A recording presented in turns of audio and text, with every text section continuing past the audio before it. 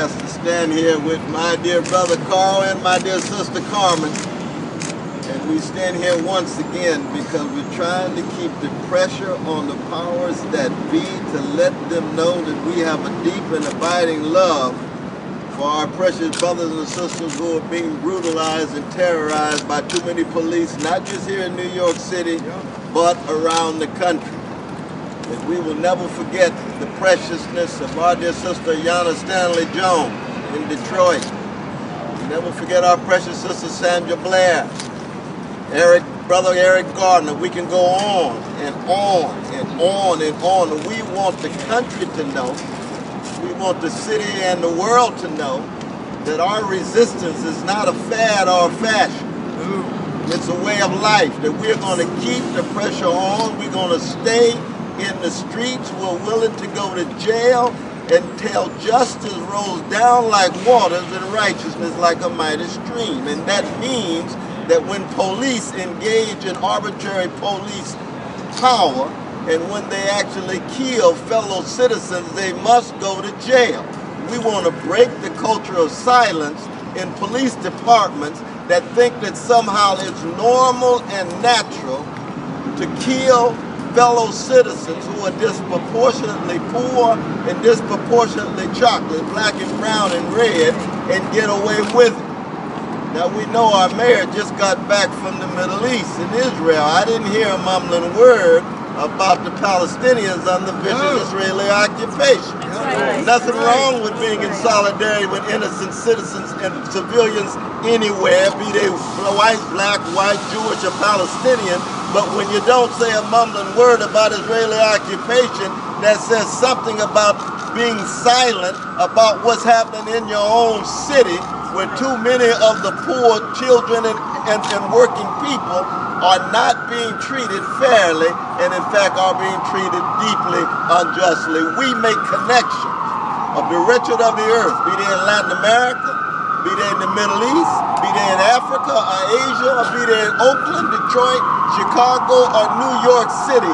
That's the kind of vision we're bringing to bear, and that's why you get a revolutionary communist, a revolutionary Christian, and a magnificent freedom fighter and Sister Carmen all coming together on Saturday in the march and the 2 days prior in the action.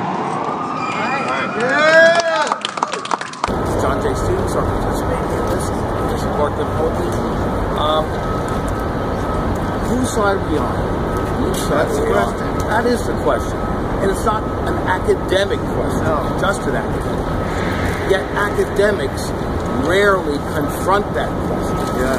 They're very good at coming up with theories that separate and divide us. The subculture, the anarchy that people are experiencing, the social disorganization in the counterculture or in the subculture of the gangs and so on and so on. Rarely do they confront their own moral bankruptcy because they are so involved in their careers and stepping forward to participate in the enhancement of their career. They have and do play a major role in setting up the intellectual foundations, the ideas, the paradigms that politicians pay attention to, that police chiefs pay attention to, that police on the beat are expected to follow. Yet there's very little understanding of the consequences, very little moral integrity and understanding of what these theories do to people, because quite frankly, most academics stay in their offices, they're concerned with departmental politics. So Rise Up October should also mean academics rise out of your damn chairs, get out of the office, get out of that boring departmental meeting, and get the hell out in the street. And we have begun the struggle. We are taking it to another level. We will not back down in the face of repression. We will not be told it is too complicated to talk about the murder of our youth. We are going to talk about it. And the world is going to have to look at what they are doing to our youth. The world is going to have to see that in this homeland of freedom and democracy, as they like to call it, a genocide is being carried out. They talk about tyrants and human rights violations. while they run torture chambers like Rikers Island, while they sanction police terror and murder and say a cop only has to say he's afraid of black people to get away with it. This must stop. And we are out to stop it. Which side are you on? I mean, this is Rise Up October. Rise Up October is really a continuation of rights we've been fighting for since the 60s. And for the last 50 years, people have been applauding our successes in civil rights and racial acceptance. And all we're seeing is the same thing we saw 50 years ago. Yeah. People are getting killed daily. We see the statistics. It's gone from, what, once every 8 hours? Well, still like 3 a day. People are getting killed by law enforcement. From people that we are paying with our tax dollars to serve and protect us are killing us. What world in our consciousness does this make sense? It makes no sense at all. And that's why I'm so proud to be here right now, standing with all my brothers and sisters, my revolutionary Christian, my revolutionary communist. I guess I'd be a revolutionary green right now. Yeah! That's all right. I love it because, you know what? When we shared this call for Rise Up October, all of my Green Party brothers and sisters from this state to the island of Hawaii said we are disgusted. We just can't believe what's going on in this country. If this was any other country, we'd be going to war with them right now. Yeah. We'd be going in there saying, you know, we got to install democracy in there because people are getting killed at an outrageous rate here. 3 a day. 3 a day people are getting killed by law enforcement, and that's not right. And not even the people that are killed by law enforcement, like we talked about here, Rikers Island. People are going to Rikers, and they're not even being charged, which is really just an extension of the Obama campaign. We can just lock you up without giving you any charges. It's legal kidnapping. Yeah. It is legal kidnapping, and it's state-sponsored terrorism. Yeah, I will say that. That's right. People are being tortured on a daily basis, killed on a daily basis. And the only reason they're able to do this is because we don't have numbers in the street now to come out and say, this is wrong. We fall prey to the Democrats and Republicans that come out and say, hey, we're here, we'll take this issue on for you, we'll lead it to the end, and they don't do anything for it. That's right. And that's why I'm so proud to be here as a Green Party member, or whatever party you are. But if you're in support of Rise Up October and you're for the people, then you should be out here. More than 40 families of people killed by police who are going to be in Times Square Thursday, October 22nd for No More Stolen Lives. Say their names. They're going to be joined by more family members who couldn't come on Thursday but will come on Friday, and some are taking red eyes in to be there on Saturday. We will have more than 100 family members from around the country joining together with dozens of family members from the New York area throughout this time period.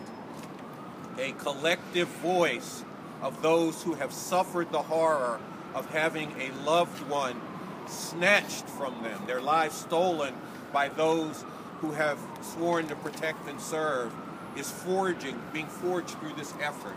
And I was on a conference call with like 25, 30 family members last night.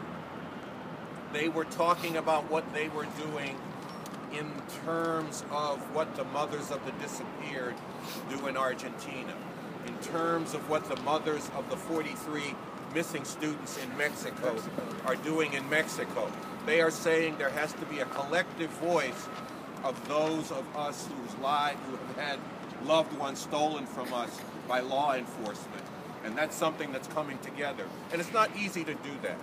Lots of funds need to be raised. I mean, when you figure bringing 100 family members from around the country to New York City, putting them up, feeding them, transportation both ways, you're talking like about $1,000 a person. So we've been raising money. Just go to RiseUpOctober.org, and then you can find the thing to click on to go to the crowdfund page. What we have done is we have gone into the communities and we have gathered the stories of people who have loved ones in Rikers or people who have spent time in Rikers. And if you go into the projects, any part of this city, a lot of other places too, but where we've been mainly has been in the projects, everybody has an intimate experience with Rikers. We've been going to the people, not to the warden, not to the prison officials. They have been gone to, they have been appealed to, their crimes there have been documented. There's a pattern of guards who've been convicted of abuse actually being promoted.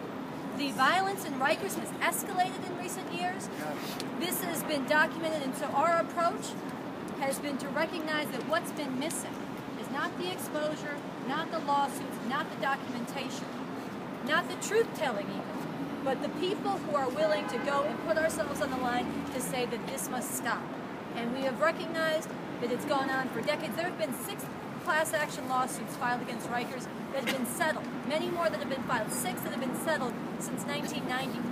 Each one promises drastic reforms, more cameras inside, more use of force requirements on guards. Each of them has the same promises, and yet over and over again we find that the guards take inmates to the 1 or 2 places remaining without cameras. And there will always be somewhere without cameras. And they beat these inmates, and they injure these inmates. And so we are going, with that behind us, to stand in front of the entrance of Rikers Island and put ourselves on the line, because Rikers Island must be shut down. No communication with the administration or No, contact? no. Crucial feature of any move from an ice age to an age that begins to melt with just the breaking of the back of fear. What Ferguson signified was the breaking of the back of fear among young people especially. Young people have always served as the vanguard, and once they are fearless, once they are courageous, it's just a matter of them having comprehensive vision and having an analysis of empire, capitalism, patriarchy, homophobia, coming together and saying, we're going to change this mess that we find ourselves in. Yeah. People should write to students at RiseUpOctober.org. We are on a mission to organize as many campuses, as many youth as possible. People should write in, people should be part of organizing on their campus, people should be part of speaking in classrooms, people should be part of bringing together all their friends, going out to the middle of campus, and actually letting people know that, look, we are marching, we are going to be part of Rise Up October, we're going to be part of these acts of civil disobedience, and we're calling on you to be part of that as well.